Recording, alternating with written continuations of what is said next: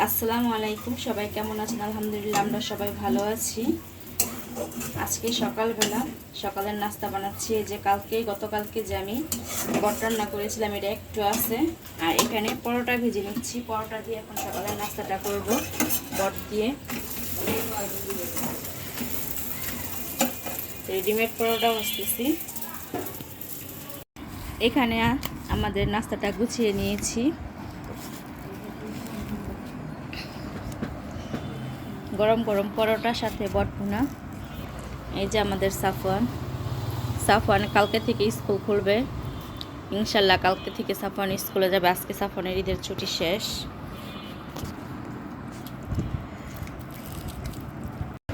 সকালের নাস্তা টাস্তা খেয়েছি, বাসার কাজটা করা শেষ। এখন রান্না করতে যাবো। আর এখানে সাফওয়ানের স্কুলের SWগুলো করে নিচ্ছি। ঈদের আগে ওদের ছুটির পড়া দিয়েছিল, এটা কমপ্লিট করতেছে সাফওয়ান।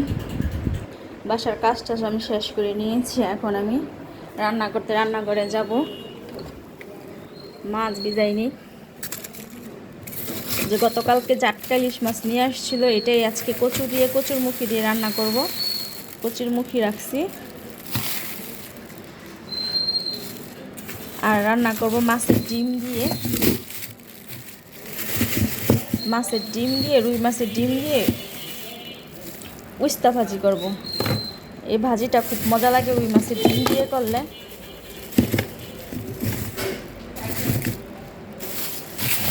মাছ এগুলা বের করে নিলাম।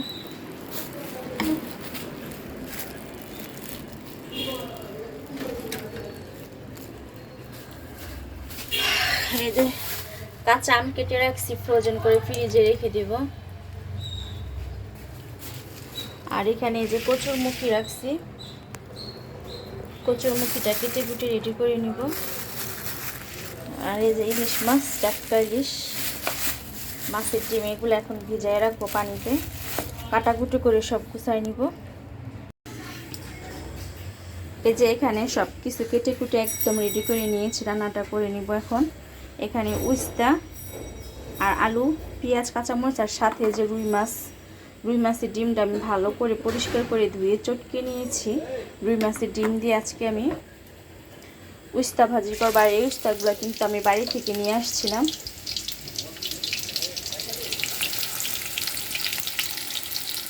পেঁয়াজটা হালকা ভেজে নিব। আর উস্তা ভাজির মধ্যে সবসময় আমি একটু বেশি পেঁয়াজ দিই। বেশি পেঁয়াজ দিলে উস্তা ভাজিটা খেতে মজা লাগে।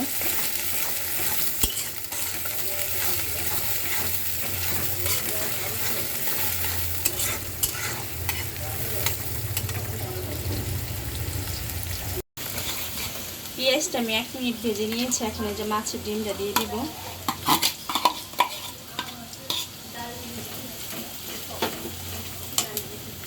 এখানে স্বাদ মতো লবণ দিব।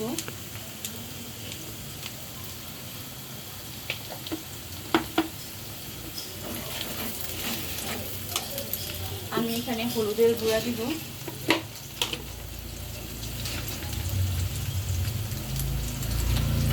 একটু হলুদের গুঁড়া দিয়ে দিলাম। কাঁচামরিচটা দিয়ে দিব এর মধ্যে। এখন আমি রুই মাছের ডিম দিয়ে উস্তা ভাজি করে খেয়ে দেখবেন, খুব মজা লাগে এই রুই মাছ দিয়ে উস্তা ভাজিটা করলে। আর এই রুই মাছের ডিমটাও আমার মা দিয়েছে। আমার মেয়ে খুব পছন্দ করে মাছের ডিম। আমার মা রেখে দিয়েছিল, আসার সময় দিয়ে দিয়েছে।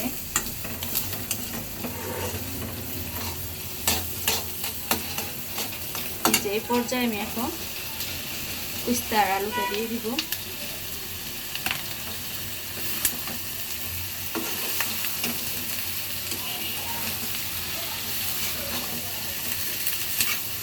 ভালো করে ডিমটার সাথে উস্তাটা ভালো করে মিক্সড করে দিতে হবে।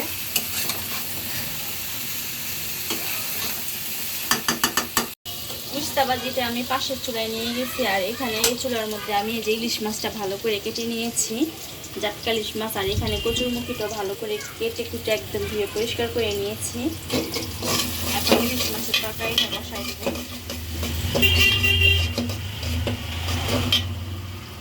আমি এর মধ্যে এখন একটু আদা রসুন জিরা পেস্ট দিয়ে দিব।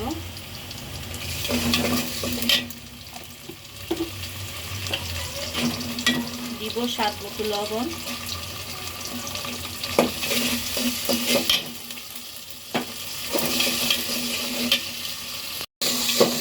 পেঁয়াজের সাথে আদা রসুনটা একটু ভেজে নিয়েছি। এখন পরিমাণ মতো পানি দিয়ে দিলাম আর একটু কাঁচামরিচ দিয়ে দিলাম কয়েকটা ফালি করে। এখন গুঁড়া মশলাগুলো দিয়ে দিব। এখানে শুকনো মরিচের গুঁড়া দিয়ে দিলাম 1/2 টেবিল চামচ পরিমাণ, আর দিব হলুদের গুঁড়া 1/2 টেবিল চামচ,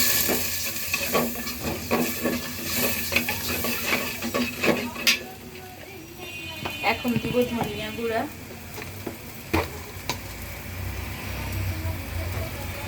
ধনিয়া গুঁড়ো আমি 1/2 টেবিল চামচের কম দিলাম। এখন ভালো করে মশলাটা কষিয়ে নেব। এখানে আমার রুই মাছের ডিম দিয়ে উস্তা ভাজিটা হয়ে গেছে, আর এখানে আমার মশলাটা কষানো হয়ে গেছে। এখন আমি এই যে ধুয়ে রাখা কচুরমুখিটা দিয়ে দিব। কচুরমুখিটা আমি সবসময় একটা ভাপ দিয়ে নিই, আজকে আর দিয়ে নিই। এমনি মশলার সাথে ভালো করে কষিয়ে নিব।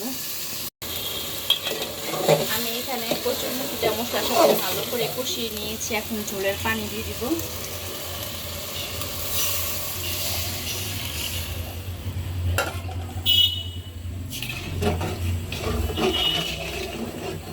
এই কচুরমুখী কিন্তু ইলিশ মাছ, চিংড়ি মাছ দিয়ে রান্না করলে খুব মজা লাগে। এখন তো নতুন কচুরমুখী।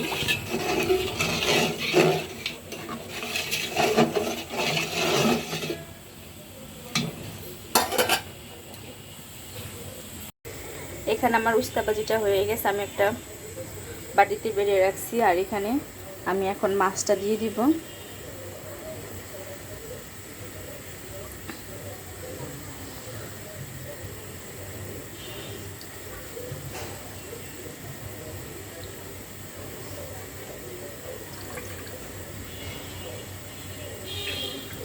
মাছটা ছোট কিন্তু মাছটা অনেক মজা হবে। মাছটা একদম পুর, মানে ছোট হলে কি হবে, মাছটা কিন্তু অনেক মজা হবে। এখানে আমার ইলিশ মাছের তরকারিটা হয়ে গেছে, আর এই যে কচুটাও কিন্তু সিদ্ধ হয়ে গেছে, কচুরমুখিটা। এখন এই চুলাটা বন্ধ করে দিব, ঠান্ডা হয়ে গেলে জলটা একটু টেনে নেবে। ইলিশ মাছের তরকারিটা আর খুব সুন্দর একটা ইলিশ মাছের গ্রান বের হয়েছে। আমি না খেয়ে বলেছি যে ইলিশ মাছটা খুব মজা হবে, সত্যিই খুব গ্রান বের হয়েছে। ছোট্ট হলে কি হবে ইলিশ মাছটা। এই যে আমার ইলিশ মাছের তরকারিটা কমপ্লিট। এখন ভাত বসাবো। আমি এখানে দুপুরের জন্য ভাতটাও রান্না করে নিয়েছি। ভাতটা একটু ছাঁকা দিয়ে নিচ্ছি। আজকে আমাদের দুপুরের খাবার গরম গরম ভাত, সাথে রুই মাছের ডিম দিয়ে উস্তা ভাজি করেছি আলু দিয়ে, আর এখানে জাটকা ইলিশ রান্না করেছি কচুরমুখী দিয়ে।